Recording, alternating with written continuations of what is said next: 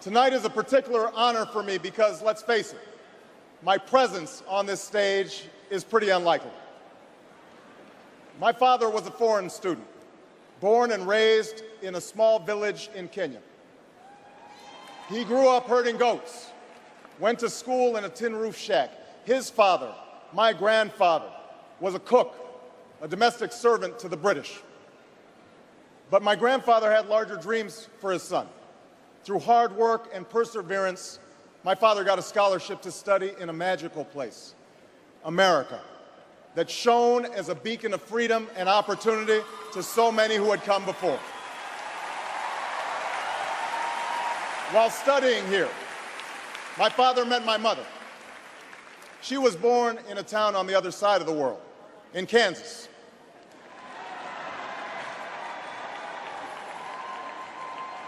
Her father worked on oil rigs and farms through most of the Depression. The day after Pearl Harbor, my grandfather signed up for duty, joined Patton's army, marched across Europe.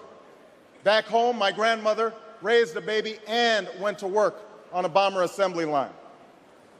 After the war, they studied on the GI Bill, bought a house through FHA, and later moved west, all the way to Hawaii in search of opportunity. And they too had big dreams for their daughter. A common dream born of two continents. My parents shared not only an improbable love, they shared an abiding faith in the possibilities of this nation. They would give me an African name, Barak, or Blessed, believing that in a tolerant America, your name is no barrier to success. They imagined me going to the best schools in the land, even though they weren't rich, because in a generous America, you don't have to be rich to achieve your potential. They're both passed away now. And yet I know that on this night, they look down on me with great pride. They stand here, and I stand here today, grateful for the diversity of my heritage, aware that my parents' dreams live on in my two precious daughters.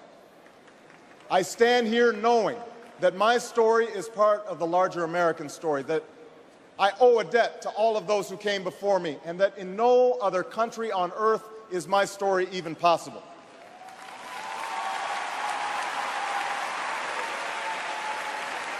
Tonight, we gather to affirm the greatness of our nation, not because of the height of our skyscrapers or the power of our military or the size of our economy. Our pride is based on a very simple premise, summed up in a declaration made over 200 years ago. We hold these truths to be self-evident, that all men are created equal, that they are endowed by their Creator with certain inalienable rights, that among these are life, liberty, and the pursuit of happiness. That is the true genius of America. A faith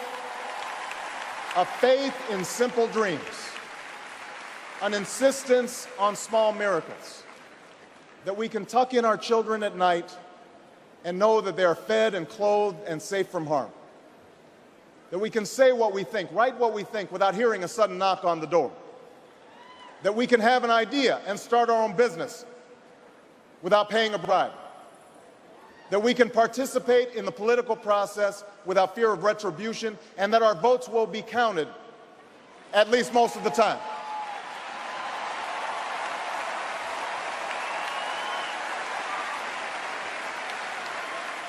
This year, in this election, we are called to reaffirm our values and our commitments, to hold them against a hard reality, and see how we're measuring up to the legacy of our forebears and the promise of future generations. And fellow Americans, Democrats, Republicans, Independents, I say to you tonight, we have more work to do. More work to do for the workers I met in Galesburg, Illinois, who are losing their union jobs at the Maytag plant that's moving to Mexico, and now are having to compete with their own children for jobs that pay $7 an hour. More to do for the father that I met who was losing his job and choking back the tears, wondering how he would pay $4,500 a month for the drugs his son needs without the health benefits that he counted on.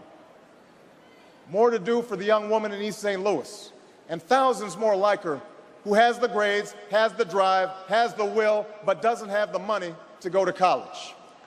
Now, don't get me wrong. The people I meet in small towns and big cities, in diners and office parks, they don't expect government to solve all their problems. They know they have to work hard to get ahead, and they want to. Go into the collar counties around Chicago, and people will tell you they don't want their tax money wasted by a welfare agency or by the Pentagon. Go into any inner city neighborhood, and folks will tell you that government alone can't teach our kids to learn. They know that parents have to teach, that children can't achieve unless we raise their expectations and turn off the television sets and eradicate the slander that says a black youth with a book is acting white. They know those things.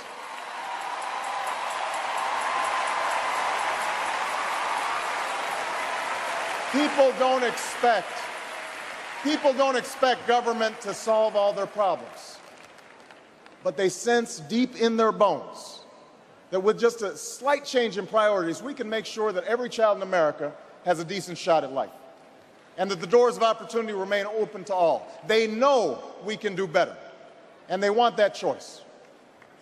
In this election, we offer that choice. Our party has chosen a man to lead us who embodies the best this country has to offer, and that man is John Kerry.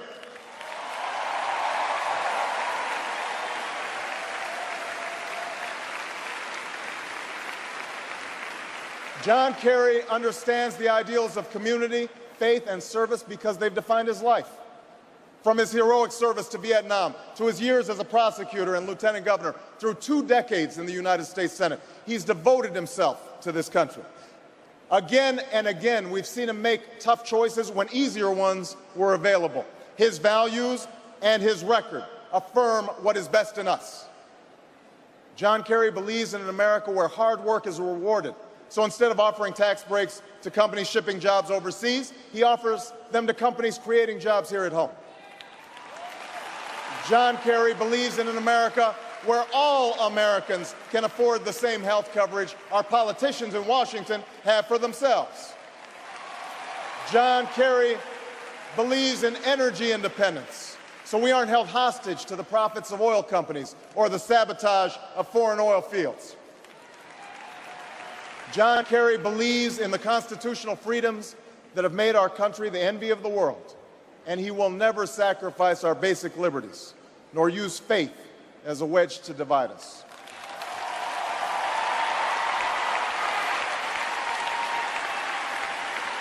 And John Kerry believes that in a dangerous world, war must be an option sometimes, but it should never be the first option. You know, a while back, I met a young man named Seamus in a VFW hall in East Moline, Illinois.